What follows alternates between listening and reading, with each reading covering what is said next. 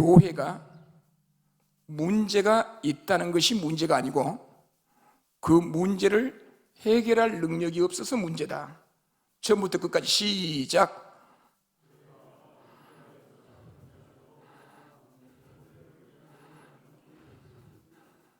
어떻게 그렇게 잘 따라하십니까? 어차피 문제는 다 있습니다. 문제 없으면 우리가 예수 믿을 이유가 없죠. 문제가 있다고 전제하고요. 문제는 어떤 분쟁, 문제가 일어났을 때 해결 능력이 전혀 없어요. 우왕좌왕하고. 뭐 국가법령, 거창하게 국가법령을 이해해야 한다. 이제 그렇게 제가 결론을 맺었는데, 오전 시간에 살펴본 대로 국가법령은 아주 쉬워요. 지금 우리가 해왔던 그런 이야기들과 그 일맥상통합니다.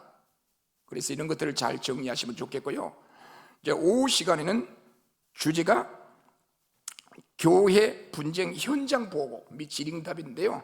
마지막 부분에 제가 질문을 받겠습니다.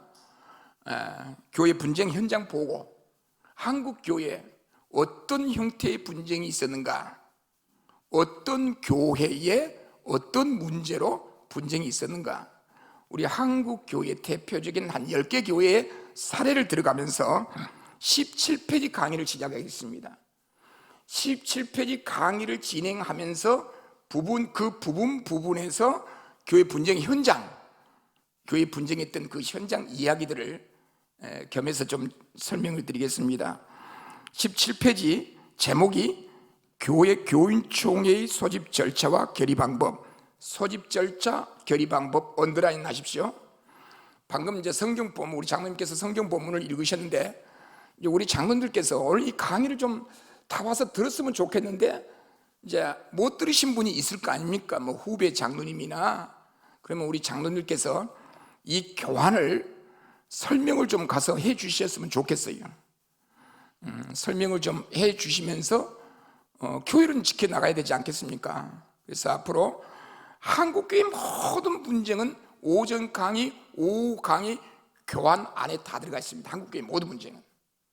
그래서 오후 시간 설명해 보겠는데, 교인총회 언더라인, 교인총회. 교인총회는 우리 장로교회에서는 공동의회, 성결교회에서는 사무총회. 그렇죠? 저는 성결교회에 대해서 잘 모르지만 성결교회 분쟁을 제가 해결된 사례가 많아요. 성결교회 안에서 어떤 문제가 있었는지도 제가 설명을 좀 드리겠습니다. 현장감 있는 이야기. 이제 저는 학자로 남고 싶습니다. 학자로 남고 싶으면서 현장 상황과 동떨어진 학자가 아니고 철저히 현장 상황에서 이루어진 일들을 학문적으로 접근하는 작업입니다. 제가 이제 호남입니다만 여기 군산인데, 한국 교회 역사를 제가 집대성하는데 페이지가 3000페이지입니다. 지금 진행하고 있습니다. 그 3000페이지 안에는 매 페이지마다 사진들이 들어갑니다.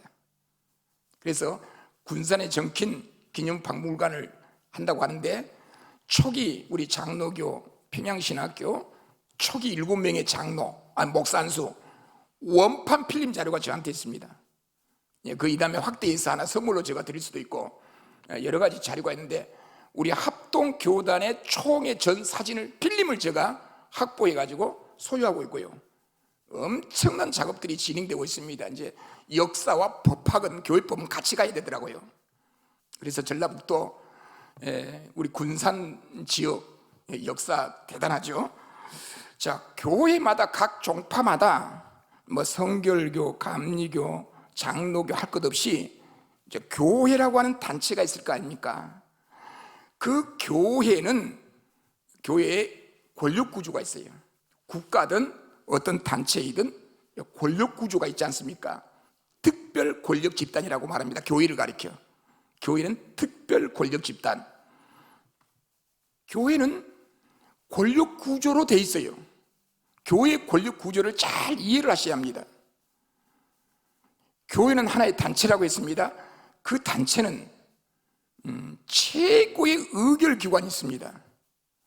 그 교회 명의로 결의되어져야 하는 일들은 최고 의결기관에서 결의되지 아니하면 무효가 됩니다. 교회 최고 의결기관을 가리켜 우리 장로교에서는 보통 교인총회, 일반 법원에서는 알기 쉽게 교인총회라고 말합니다. 그러니까 우리 장로교에서는 공동회, 감리교에서는 사무총회. 그래서 판사들을 설득할 때 교인총회격인 공동의회에서는 그렇게 문맥을 만듭니다. 변호사님들이. 교인총회격인 사무총회가 있는데 이제 그렇게 판사가 판결문을 쓰고 이제 변호사들이 거기에 준비 서면을 작성합니다. 교회 최고 의결 기관은 공동의회 사무총회가 있고요. 이 공동의회 사무총회는 정관으로도 없앨 수 없다. 이해되십니까? 사무총회 공동회는 없앨 수 없는 기관이다. 이해되십니까? 어떤 교회는 우리 교회는 공동회 없다. 그러면 법원에서는 그 교회 비법인 사단으로 인정이 안 돼버려요. 그러니까 사무총회 공동회는 없어서는 안 되는 필수기관, 정관으로도 없앨 수 없는 기관, 그렇게 말합니다. 최고 의결기관은 공동회 사무총회이고요. 그 밑에 집행기관, 의결기관이 있고 그 밑에 집행기관이 있는데 장로교의 집행기관은 당회와 재직회가 있고요. 성결교회에서는 사무총회, 의결기관이 사무총회에 있고 그 밑에 의결 집행기관으로서 임원회, 그 다음에 당회, 맞습니까? 성결교 맞습니까? 당회 있죠? 임원회 있죠? 장로교에서는 재직회, 그런데 성결교에서는 임원회. 임원회입니까? 임력, 뭐라고 합니까? 임원회입니까? 예? 직원회라죠? 예. 성결교회는 직원회와 당회가 있고 집행기관으로, 그 다음에 장로교회는 당회와 재직회가 있고. 그런데 의결기관, 최고 의결기관 사무총회 공동의회는 없앨 수 없는 기관이지만, 만입니다만 집행기관은 없어도 된다. 그러니까 우리 교회는 당회가 필요치 않다. 정관에 넣어버리면 법원에서 그걸 그대로 인정해버려요. 이게 대전에서 통합측 교회에 어떤 사건이 있어요. 성결교단에 있는 교회가 탈퇴를 하고 통합측으로 갔어요. 통합측으로 가면서 정관을 변경했어요. 우리 교회는 당회가 필요치 않다. 뭘 어떻게 싸웠길래 우리 교회는 당회가 필요치 않다. 정관을 만들어가지고 통합측에 가입을 했어요. 통합측 안에서도 문제가 된 거예요. 담임 목사가 사임을 했어요. 그때 당회가 모여가지고 노회에서 임시 당회장을 파송해 왔어요. 그러니까 교인들이 우리 교회는 정관에 당회가 필요 없다고 하였으니 당에서 노회에다가 임시 당회장을 청원해서 임시 당회장에 온 사실은 인정할 수 없다. 대표적으로 인정할 수 없다. 정관에 의해서 대법원까지 가서 인정이 돼버렸어요. 그리고 교회 정관에 뭐 재직회나 그 다른 기관 당회를 우리 교회는 두지 않는다. 그래도 그것이 인정이 돼버리더라고요. 교단 내부적으로는 둬야 되지만. 그러니까 우리 교회는 당회를 필요 없다. 정관에 만들어버리면 당회 없는 것이 돼버린 거예요. 그럼 우리 장로님은 그때 뭐라고 하실래요? 어떻게 하실래요? 그 정관을 제정하고 변경하는 권한을 갖고 있는 교인들을 설득해야 돼요. 주인이 교인들이니까. 공동에서 결의되지 못하도록 이제 전략을 세워야 되겠죠. 그럴 때는 공동에서 결의가 돼버리면 끝나버려요. 그런 세대가 왔어요. 지금 하도 교회가 막 당회 싸움은 교회 분쟁, 당회 분쟁은 교회 분쟁, 법정 소송. 에이 용서하고 드립시오. 에이 들어와. 우리 교회 당회 없애자. 정관에 당회 없애기로 하다. 그럼 그것이 법원이 가니까 인정이 돼버려요. 정관에 당회를 두지 않기로 했는데 당에서 결정한 행위가 다 위법이 돼버려요. 그래서 이제 제가 말씀드렸지만 이제 교회는 독특한 특정 권력 집단이에요. 그 다음에 집행기관으로서 사법부가 있죠. 재판부가 있죠. 당회가 재판권을 갖고 있는 거예요. 그래서 권력 집단으로서 입법, 사법, 행정에 대한 구조적인 권력 내용이 정관에 들어가 있어야 한다. 그래서 그 제목 밑에 그거 한번 읽어보겠습니다. 제가 한번 보십니다. 정당한 소집권자 아닌 자에 의하여 소집되고 적법한 소집 절차 없이 개최되어 결의의 부존재, 존재하지 않는 결의로서 아무런 효력이 없다. 자, 여기 보시죠. 교회 최고 의결기관인 사무총회와 공동의회는 그 교회 이름으로 결정하는데 법적 근거가 되는 거예요. 공동의 결의가 있었느냐 없었느냐에 따라서 교회적 결정이냐 아니냐를 판단을 해요. 그럼 공동회의가 그렇게 중요해요. 공동회의 결의는요, 대통령도 못 건드려요. 총회장, 법무부 장관도 못 건드립니다. 이 공동회의 결의는. 그 단체의 모든 법적 구성력이 그 공동회의에 있어요. 사무총회에 있어요. 그처럼 중요한 공동의회는 적법하게 진행되어져야 한다. 대원칙입니다. 그렇게 중요한 사무총회 공동의회가 적법하게 진행되지 아니하면 그 총회에서 결의된 모든 결의는 효력이 있다 없다. 지금 강의 따라오고 계시네요. 그래서 교회 분쟁이 발생하면 누가 이 공동의 소집권자인가? 소집권자, 의장. 여기서 방금 법원의 판결문에서와 같이 적법한 소집권자에 의하지 않는 총회 소집은 무효다. 야, 이 어려운 내용이 지금 이해가 되십니까? 그러면 이제 이걸 분쟁의 현장으로 이야기해 보자고요. 어떤 교회에 당회를 하다가 목사님이 당회를 잘 안 하려고 당회 결의를 무시해. 당회 하다가 목사님이 나가버린 거예요. 장로님 한 분이 우리끼리 결의하자. 우리 공동회 소집하자. 어이구, 자네가 공동회 의장하소. 그래, 장로님이 공동회를 소집해가지고 담임 목사를 해임시켜버렸어요. 할렐루야. 그래, 우리 교회는 담임 목사 해임. 그러면 그 목사님이 어떻게 액션을 취하겠어요? 법원에 소송을 걸겠죠? 공동회의 결의 효력정지 가처분. 그때 법원은 그 장로님에 의해서 소집된 그 공동회의가 적법했느냐 적법하지 않느냐, 적법한 소집권자에 의해서 소집했으면 합법, 적법하게 소집하지 아니하였으면, 소집권자 아닌 자에 의해서 소집되었으면 불법, 효력이 없음. 이 경우는 효력이 있다 없다? 없다. 장로님이 그 교회 법률 행위의 대표자이지도 않고 그 공동의 소집권자도 아니다. 그럼 소집권자 아닌 자가 공동회의를 결의해서 불법으로 결의했으면 그 장로님이 교단 내부적으로 민형사상 혹은 민형사상 책임이 있을 것 같아요? 없을 것 같아요? 불법 행위에 대한 책임이 그 장로님에게 있어요 없어요? 이렇게 말하지 맙시다. 있을 것 같아요 없을 것 같아요? 상식을 벗어나지 않아요 법은. 그래, 그 의장했던 그 장로님에 대한 민형사상 소송 교단 내부적으로 처벌해달라고 소송을 거는 거예요. 그렇게 분쟁이 발생한 거예요. 그러면 목사님, 그렇게 목사님과 장로님 분쟁이 발생했는데 그럼 누가 공동회 열어요? 그래서 작전을 짠 거예요. 어떤 작전? 소집권자의 권한을 박탈시키면 되잖아요.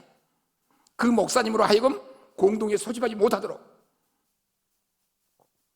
작전을 짜죠? 그럼 그 담임 목사님을 로에다가 지방에다가 뭐예요? 고발을 해요. 면직이 들어오죠? 면직받은 그 목사님이 공동회 사무총회를 소집할 수 있다 없다? 없다. 그러니까 자꾸 목사님이 공동회를 사무총회 열어가지고 자기 마음대로 결정하려고 하니까 장로님들이 그 소집을 막기 위해서 막을 길이 없잖아요. 장로님 대신 공동회 할 수도 없고. 그래서 지방의 노예다가 고발을 해버려요. 그러면 노예가 짜고 면직 처리하면 면직받은 자가 공동회 사무총회를 소집할 권한이, 소집권자가 아니다. 그렇게 해서 소집해서 결제한 것은 다 무효다. 또 반대 이야기를 해줘야 우리 목사님들이 좋아하겠죠. 자꾸 공동회를 사무총회를 하려고 하는데 장로님들이 허락을 안 해줘, 당에서. 그렇죠? 아니, 사무총회 공동회는 당의 결의를 거쳐서 사무총회 공동회를 하죠? 이거 아닌 것 같은가 봐, 이 동네에서는. 그러니까 장로님들이 공동회에 응하지 않으니까 연말 총회를, 공동회 사무총회를 못 해버려요. 당에서 장로님들이 그냥 보이콧을 해버린 거예요. 그러니까 이 장로님을 고발을 해가지고 지방에서 면직을 했어요. 근데 그 면직이 무효됐어요. 면직이 무효됐으면 당의 결의권자죠? 그분들이 당에 참석을 안 해가지고 공동회를 못 열어요. 연말에 공동회를 못 열어요. 노에서, 지방에서, 총에서 면직을 때렸는데 그 면직이 무효됐단 말이에요, 법원에서. 그리고 그 사람이 당회원이에요. 당에 참석해서 공동회를 소집해야 사무총회 정기 연말 예결산을 세워야 되는데 안 해요, 안 해줘요, 당회를. 공동회를 소집을 못 해요. 그러면 그때 어떻게 해요? 그때 법원에 소송을 제기해요. 공동회를 소집할 수가 없는 거예요, 담임 목사가. 그러니까 그 한 장로님하고 한두 장로님하고 법원에다가 여차저차해서 당에 참석하지 아니함으로 공동회를 소집 못합니다. 절차에 따라서 법원에다가 비송 사건을 제기해가지고 법원의 명령으로 그러면 공동회라, 저 장로 필요 없이 담임 목사가 공동회 소집해서 사무총회 열어라. 법원에서 판결을 때려준 거, 결정을 해준 거예요. 그래가지고 사무총회 열었어요. 성결교회 이야기 한 거예요. 현장 보고 한 거예요, 제가. 성결교회 사건이에요, 이게. 충청 중부지방이 어떤, 나 그 교회 이름을 거명하지 않을게요. 그거 제가 다 했어요. 같이 고민했어요, 제가 법리를. 그래가지고 그 어려운 상황을 돌파했어요. 그래서 적법한 소집권자에 의하지 않는 당의 모든 공동회, 사무총회 모든 회의는 소집권자가 소집해야 한다. 분쟁이 발생하면 소집권자가 문제가 되겠죠. 자, 17페이지 첫 번째, 교인총회 의결권자. 1번 교인총회 의결권자. 자, 제목만 보시고 저를 보십시오. 집에 가서 읽어보시고요. 이 내용이 이제 우리 변호사님들이 이거 보면 또 많이 활용을 해요. 자, 공동회 사무총회는 사무총회 공동회 회원은, 의결권자는 그 교회 공동재산의 소유권자다. 맞습니까? 틀립니까? 공동회 의결권자 회원은 그 교회 재산의 공동소유권자이다. 맞습니까? 틀립니까? 오전 강의가 저 그거 아니었어요. 교회 재산은 교인들의 재산, 소유권이 교인들에게 있어요. 교인들의 공동소유 재산. 그 교인들이란 공동회 회원을 말해요. 공동회 회원. 그러니까 세례를 받은 이후에 당회가 당신은 우리 교회 교인이라고 선언해주면, 결정을 해주면 그 사람은 사무총회 공동회 회원임과 동시에 재산의 공동소유권자이다. 맞죠? 자, 그러면 여기서 제가 또 질문을 드리죠. 주일날 예배 시간에 전도사님이 저 뒤에서 오늘 교회 새로 신자 등록 카드를 적어서 다 강단에 올렸어요. 그럼 담임 목사님 뭐라고 말합니까? 오늘 새로운 신자가 뭐하였사오니? 뭐했습니다? 등록하였습니다. 뭐예요? 박수치고 환영하고. 그 다음 주 주일 주보에 뭐라고 나옵니까? 새가족 새신자 등록이라고 이름이 나오죠. 자, 공식적으로 교회 문서인 주보에다가 새로 나온 신자를 교인으로 등록을 시켜버렸어요. 그래서 확정을 해버린 거예요. 누가 확정했어요? 지금 교인으로 누가 그랬어요? 담임 목사님이 강단에서. 그러면 그 사람은 아까 말씀드렸던 것처럼 공동의 회원이죠. 등록했으니 세리교인이 공동의 회원은 이 재산의 공동 소유권자가 되죠. 담임 목사님이 개인적으로 주일날 낮에 새 신자에게 공동의 회원권과 공동 재산의 소유권을 주어버린 거예요. 자, 여기서 질문. 1번 죄가 된다 안 된다? 1번 죄다, 2번 죄가 아니다. 몇 번입니까? 담임 목사님의 죄가 된다 1번, 죄가 안 된다 2번. 몇 번입니까? 교인 등록 결정권은 누구한테 있습니까? 이 군산에서 목회하기 좋겠다 진짜. 당회장한테 있다면. 아니, 헌법이 뭐하러 갖고 있으면 이때 교단 헌법으로 들어가 봐야 돼요. 자, 장로교는 하도 많이 들었으니까 놔두고요. 성결교회 새로운 교인이 등록될 때에 등록 결정권이 당에 있다 그랬어요. 입회 결정권이 당에 있어요. 성결교 교단 헌법에. 우리 장로교 헌법도 똑같아요. 등록 결정권은, 입회 결정권은 당에 있어요.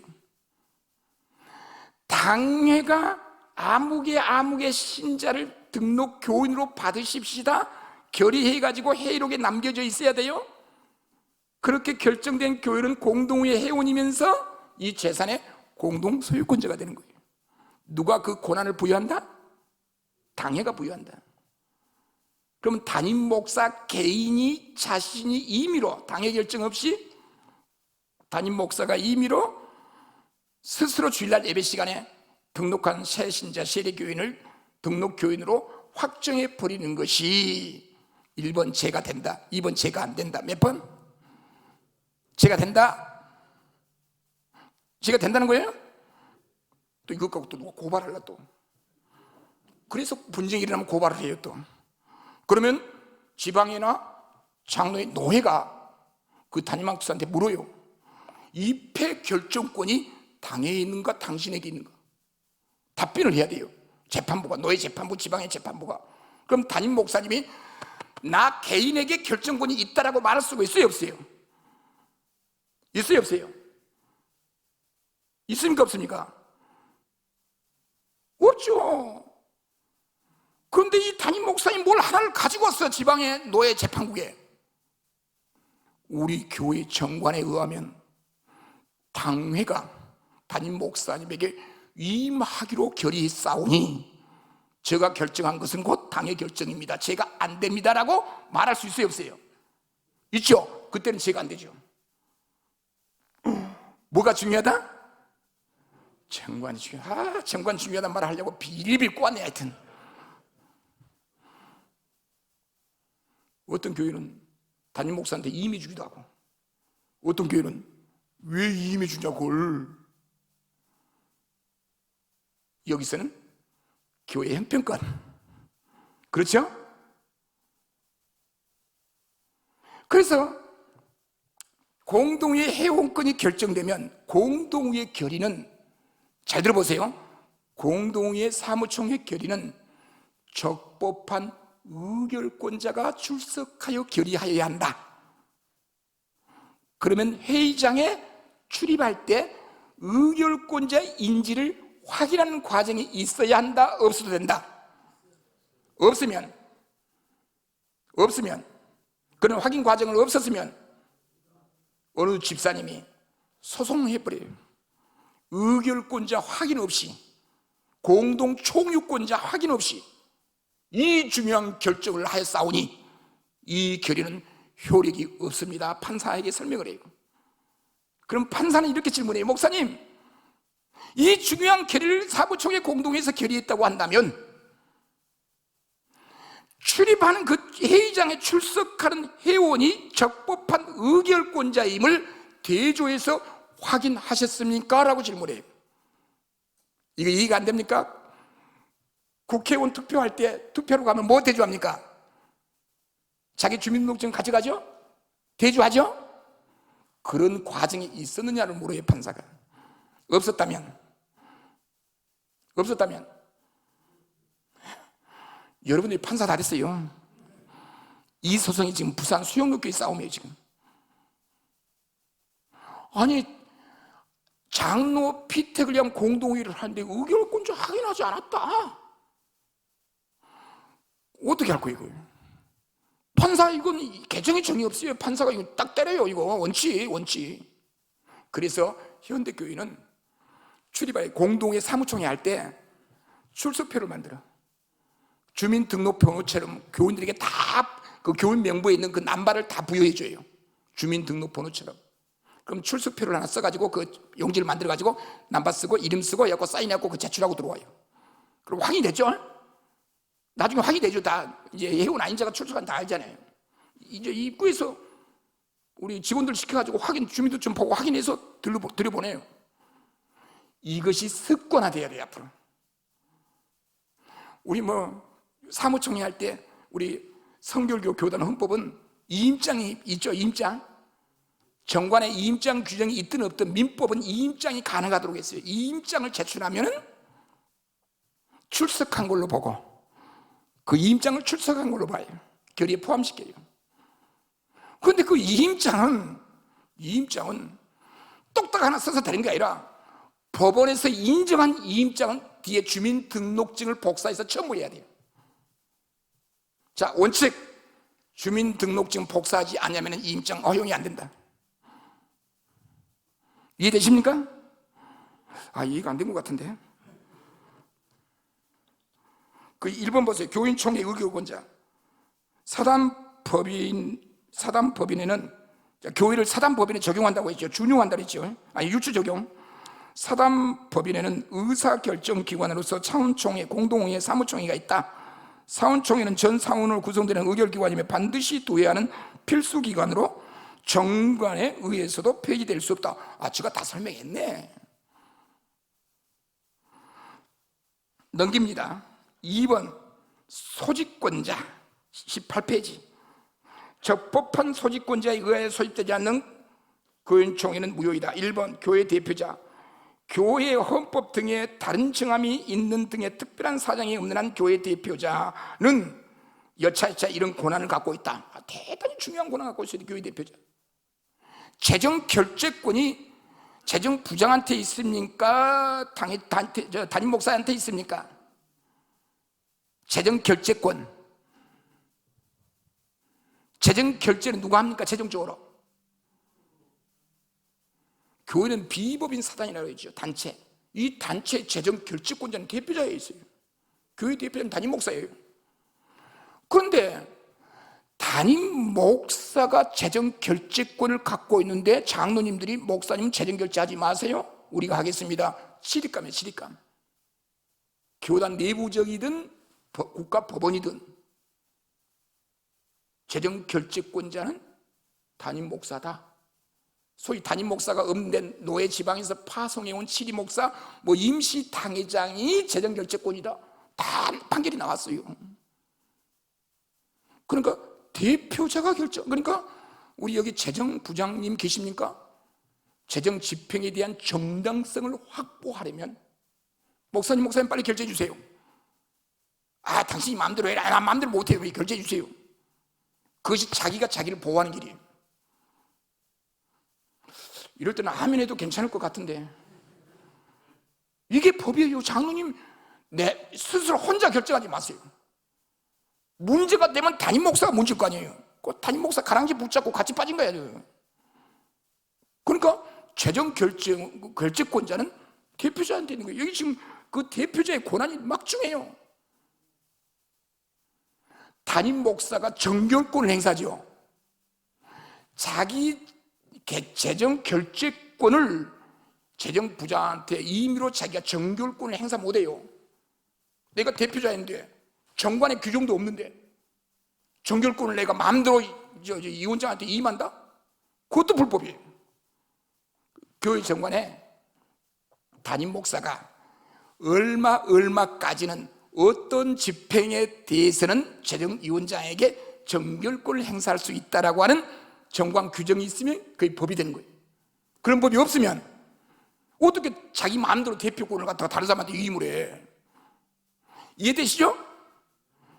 아무것도 아닌 이야기 갖고 교회가 재신산되면서 조금만 이해를 하면 될 내용들도 이 분쟁 현장 보고 이것이 현재 우리 교단에서 한국 개신교에서 일어난 사건들입니다.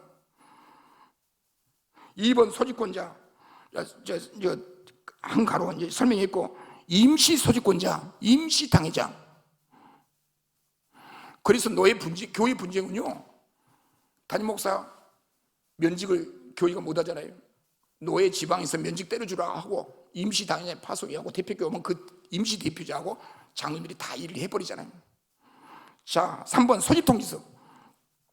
소집 절차에서 소집 통지서가 반드시 있어야 돼요.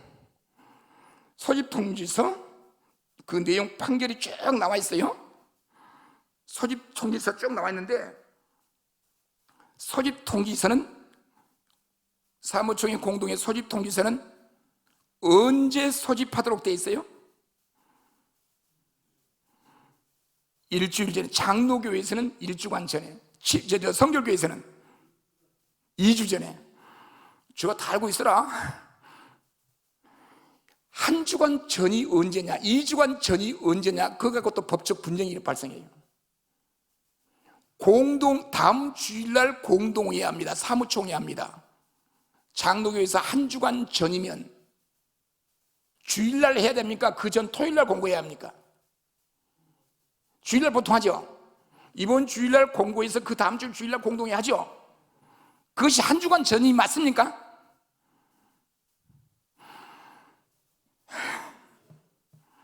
하루가 모자라요.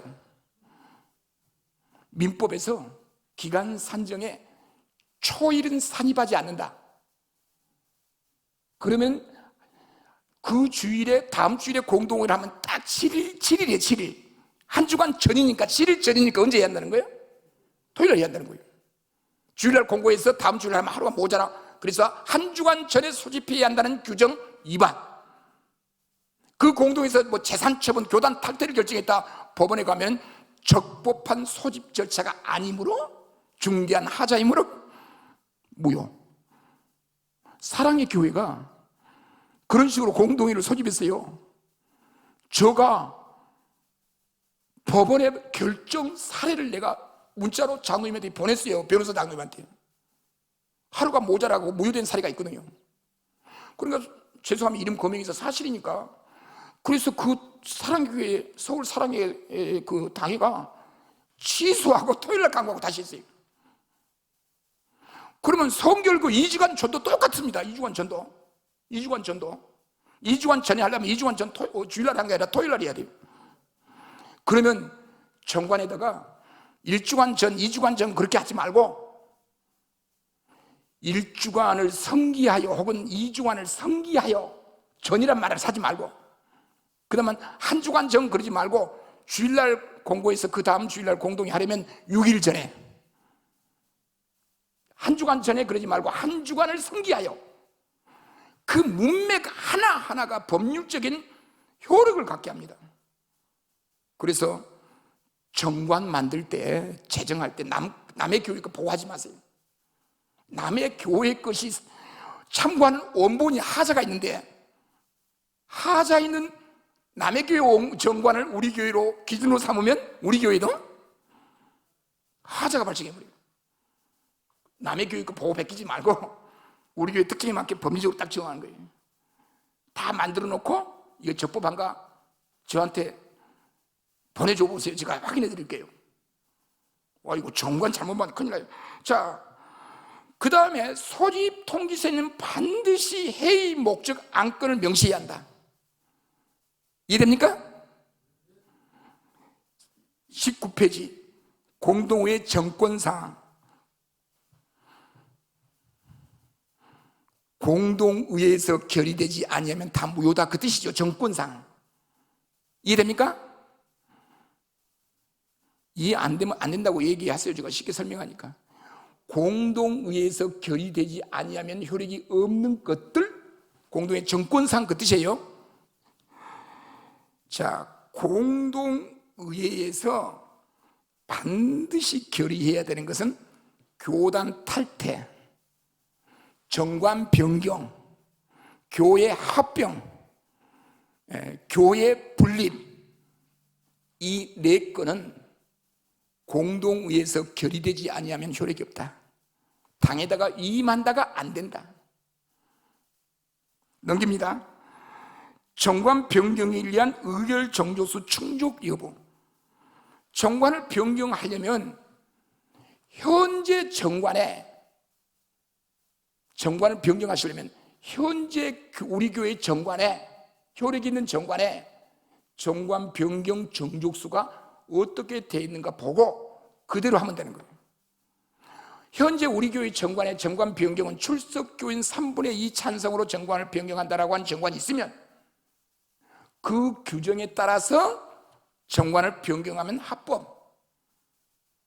그런데 우리 현재 교회 정관에 정관 변경 정족수가 없어요. 그리고 이 앞에 정관은 공동에서 만들지도 않았어요. 그럼 새로운 정관을 만들어야 되는 경우죠. 그때는 출석회원 3분의 2가 아니고 전 재적교원 3분의 2가 동의해야 돼요. 이해되시면 고개를 끄덕여야 돼요. 이해되시면. 이해 안 돼요? 이것 때문에 법원에서 정관을 변경해 놓고도 법원 소송으로 무효가 된 교회가 많아요. 정리해 봅니다. 정관을 변경하려고 한다면 지금 현재 적법한 교회 정관에 정관 변경 정족수가 있으면 그대로 하면 된다.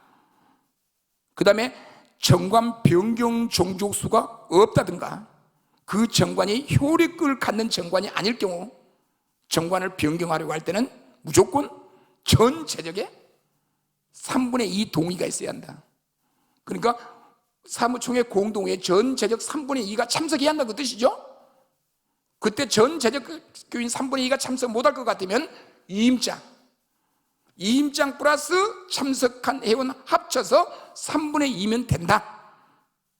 이임장을 받을 때는 반드시 주민등록증 사본을 제출해야 한다. 본인 확인 여부. 자, 여기까지 이해가 되십니까?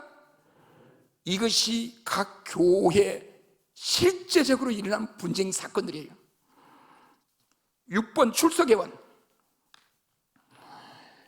공동의회 사무총회를 개할 때 100명이 출석했어요. 결의할 때 50명밖에 남지 않았어요.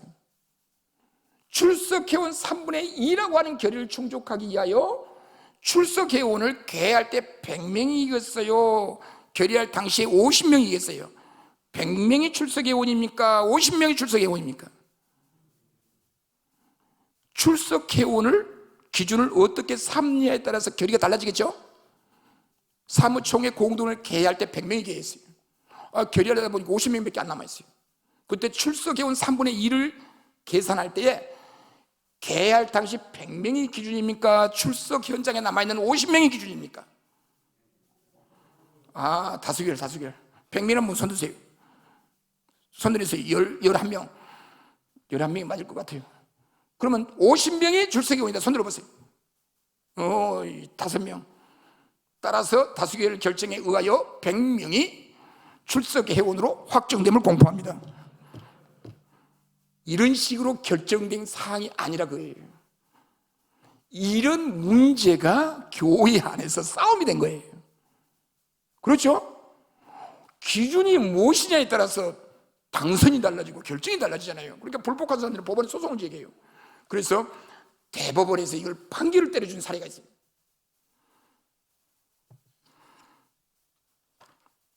(19페이지) 그 내용이 출석회원.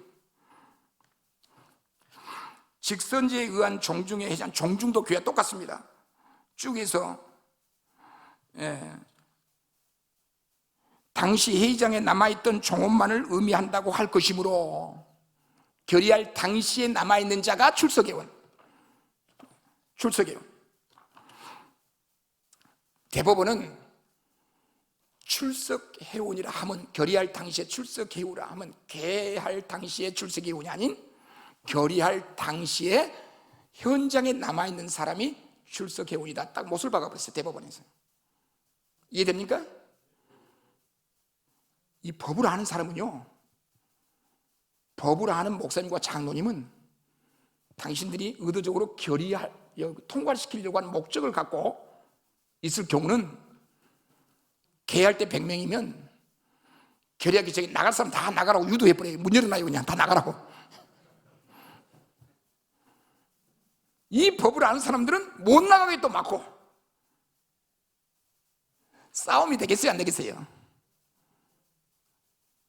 숫자는 거짓말을 못해요. 이런 싸움이 있을 수 있겠죠? 실제적으로 있습니다. 그 다음에 뭐예요? 의결 방법. 민법상 사단법인 총회 표결 및 집계 방법에 관하여는 법령에 특별한 규정이 없으므로 정관에 다른 정함이 없으면, 정관에 규정이 있으면 정관대로 하라 그 뜻이죠? 쭉 그 뒤에 대법원 판례를 제가 인용을 해놨어요. 결의 방법. 투표 방법을 거기서 결정해도 된다고요. 무명 비밀 투표를 하든 거스를 하든 기립하든. 그러나 정관에 특별하게 규정되어 있으면 그대로 하라. 정관이 중요하다니까요. 무효행위의 주인, 공동의 결의를, 사무총회 결의를 했는데 세상에 절차의 하자로 무효가 되어버렸어요. 그러면 다음에 적법하게 다시 한번 공동을 해버린 거예요. 그래 과거의 잘못된 행위를 주인해버린 거예요. 재확인 결의해버린 거예요. 이해됩니까? 그게 이 8번의 문제예요. 소집 절차에 하자가 있어 그 효력을 인정할 수 없는 공동의 사무총회 결의라도 후에 적법하게 소집된 종중총회, 사무총회, 공동의회에서 이를 추인하면 처음부터 유효로 된다. 그러니까 공동의회 사무총회 결의인데만 무효라고 떠들어. 그럼 우리 장로님이 목사님 저 떠들고 그냥 불법 논란이 있어서 골치 아픕니다. 그냥 다시 한번 공동의회 합시다. 그럼 끝나버려요. 이해되시면 아멘? 이런 좋은 제도가 있는데 왜 싸워요? 그래서 명성교회에서 다시 한번 했잖아요. 이 명성교회 공동회 다시 했죠. 이 법리. 사랑의 교회에서도 이 법리로 한번 했죠. 사랑의 교회에서 담임 목사가 대법원에서 무효. 그 임시 당회장이 와가지고 옛날 그 공동회를 다 추인해버린 거 다시 해가지고. 아이고 좋은 거 배우네. 오늘 하여튼 좋은 거 배우네. 용서하고 들으십시오. 이 장로님들이 똑똑하셔야 교회 지킵니다. 대법원에서 60년 동안 이런 판례가 이어졌는데 우리만 몰랐어요. 그래 맨날 실수해가지고 어디 터지고 분쟁이 일어나고. 자, 공동회의가 잘못되고 소송을 했잖아요. 그래서 공동회의를 다시 열어서 다시 그냥 결정을 해버렸어요. 과거에 공동회에 소송한 건 소의 이익이 없다 그래갖고 각하시켜버려요. 법원이 기각 각하시켜버려요. 할 때만 하라고요. 소송한다는 이야기 듣고 아이 목사님 공동회 다시 합시다 때려보면 끝나버려요. 이 강의는 1억짜리 강의입니다. 1억짜리. 소송 한번 붙어보세요. 1억 이상 깨져요. 이 법리를 이해하면 1억 쓰지 않아도 되죠? 1억 원 이상의 자료의 효과예요. 안 믿어도 좋아요. 이 다음에 한번 당해보세요. 그러면 9번 회의 목적 공지 시 구체적인 자료 포함 여부. 정관 변경을 다음 공동회의 하겠습니다라고 공지할 때 정관 개정안을 첨부 안 해도 된다 그 소리예요. 어떤 사람은 잘난 체 하면서 공동회 정관을 변경하면서 우리 회원들한테 정관 변경 초안을 왜 안 나눠주냐 불법이다 듣지 마요. 그런 건 그냥 원들이 해라. 보세요. 법원 판결이 있잖아요. 예. 우리 교회 분쟁은 대법원 판례로 구축이래요. 영미법이 그렇지 않습니까? 영미법 판례 중심으로. 자, 10번 회의 증명력. 공동회 사무총회가 끝난 이후에 공동회 사무총회에서 결의되어졌다는 사실을 입증할 수 있는 입증의 근거는 무엇밖에 없다? 회의록밖에 없다. 읽어볼까요?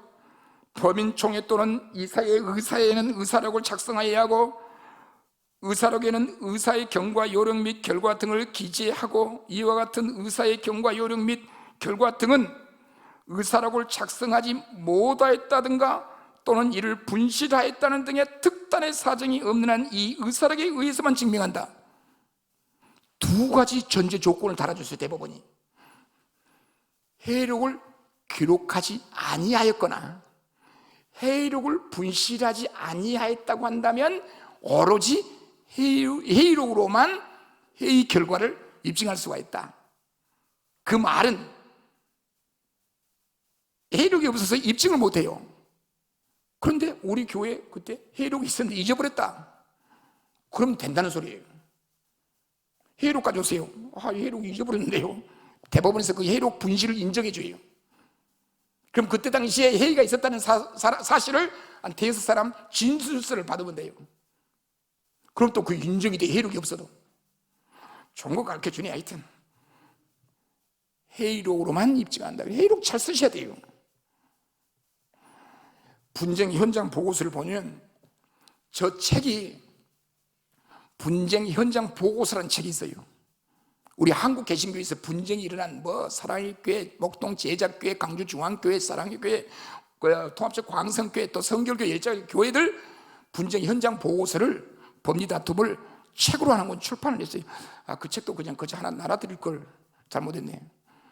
이 다음에 초청하면 그런 책 다 선물로 드릴게요. 뭘 또 초청을 해요? 더 이상 이런 강의 듣지 마세요. 골치 아파요. 하여튼 오늘 강의로 촉합니다. 그 유명한 목동 제자교회 아시죠? 유명했죠. 싸움 소송이 한 50번 갔어요. 50번. 거기도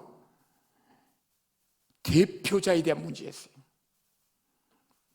우리 장로교회에서는 공동회 청빙하고 노예 승인이 있어야 되잖아요. 그 교회가 어느 노예 소속이냐에 따라서 파송하는 임시 당회장이 달라지겠죠.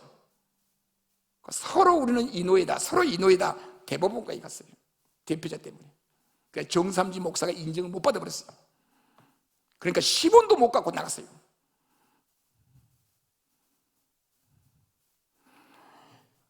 성결교, 백석교단 요즘 서서히 분쟁들이 막 일어나고 있더라고요. 그래서 개교회마다 분쟁이 발생할 때 제일로 해결하기 힘든 교회는 재적 교인이 확정이 되지 않는 교회. 당회가 재적 교인을 확정해야 되는데 우리 교회는 교인 명부, 우리 교회는 공동의 의결권자가 50명, 100명, 200명 딱 확정이 되어 있어가지고 교인 명부가 있어야 돼요. 당회가 우리 교회의 재적 교인이 몇 명이다 결의를 해야 돼요. 그런데 우리 교회의 재적 교인이 확정이 안 돼 있어요. 몇 명인지를 몰라요. 한 번도 정리해 본 적도 없고. 그럼 그 교회 재산의 주인이 총 몇 명이냐? 기준이 없어요. 기준이. 그때는 무조건 싸워야 돼요. 무조건 싸워야 돼요. 한 7년 가요. 7년 가요. 따라서 오늘 분쟁 현장 보고서 제가 보고를 드릴게요. 돌아가셔가지고 교회 한번 당회 열 때 우리 교회 재적 교인이 몇 명인가, 교인 명부가 있는가 정리하셔야 돼요. 그래 우리 교회는 몇 명. 그래서 성결교단은 무고히 10개월 이상 1년 이상 안 나오면 교인 명부의 제명. 그러니까 정관에다가 아예 그냥 교단 헌법은 둘째치고 정관에다가 무고히 까닭 없이 6개월 이상 교회 안 나오면 무조건 교인 지위 박탈한다 하나 써놔요. 그리고 본당에서 예배를 드리는데 일부가 교육관에서 예배 드릴 때 그 사람들은 교인 지위를 박탈한다. 간단한 한 줄이 있으면 해결이 되는데 그런 정관이 없다 보니까 그 사람들도 교육관에서 예배 드릴 자유가 있는 거예요. 아까 뭐라 그랬어요? 총유권자. 그 교회 교임은 재산을 사용할 수 있다 그랬죠. 그럼 교회 정관에 교회 건물을 사용할 때 당의 결정이 있어야 한다. 별도 분리 예배를 드리는 것은 불법으로 관여하여 교인 지위를 제명한다. 정관에 있으면 정관대로 가져가면 그 사람들 다 예배 못 드려요. 정관에 분쟁이 발생했을 때 정관 어느 부분에 그런 내용이 있으면 정관대로 가는 거예요. 그래서 교회 정관은 중요한 뼈대만 세우고 그 정관에다가 시행시책을 임해줘요. 대통령령으로 정한다 그러잖아요. 우리 보통 민법이나 뭐 다른 법에서 도로교통법을 대한민국 헌법 속에 집어넣지 않죠. 도로교통법 하나 개정하려고 헌법 개정하면 국민투표해야 되잖아요. 정관에 시시콜콜한 걸 다 집어넣어놓고 그 한 줄 고치려면 공동회의 열어야 되고, 정관은 한 20조로 간단하게 만들고 모든 60년 동안 대법원의 판례 법리를 한 20조 안에 다 집어넣고, 그 외의 시행 규정은, 시행시책은 당회가 제정한다. 정관 하나 넣어놓으면 당에서 시행시책을 한 100조로 만들어. 100조로. 왜냐하면 분쟁이 발생하면 어느 한 곳에 있으면 된다고 했으니 어느 한 곳에 걸리도록 다 만들어놔요. 좋은 거 오늘 강의하네 하여튼. 그러면요 가능한 거예요. 예를 들어서 교회 사무장을 해고했어요. 왜 해고했냐면 욕설을 한다고. 폭력, 언어폭력, 요구를 하면서 막 그냥 장관들을 대항하고 막 싸워가지고 해고를 시켜버렸어요. 그 사무장을. 노동위원회 갔네요. 그 사무장이 노동위원회 불복해서 갔어요. 노동위원회가 뭐라고 말하냐면 언어폭력 시 해고한다라고 하는 규정 가져오세요 그런 거예요. 규정이 있어요 없어요? 없어요. 복직하라. 그래서 그 다음에 언어폭력 시 해고한다 넣어버렸어요 정관에. 그래서 그런 거 한두 가지가 아닙니다. 지금 우리 지금 오늘 강의 제목이 뭐예요? 오후 시간에 강의 제목이 교인총회 소집 절차와 결의 방법의 하자로 전국 교회가 모든 분쟁은 이 안에 다 들어있어요. 그래서 강의를 제가 급하게 했는데요, 뭔 강의를 어떻게 했는지 저도 그냥 짧은 시간 안에 다 해결하려다 보니까 이제 강의는 끝났습니다. 이제. 예, 감사합니다.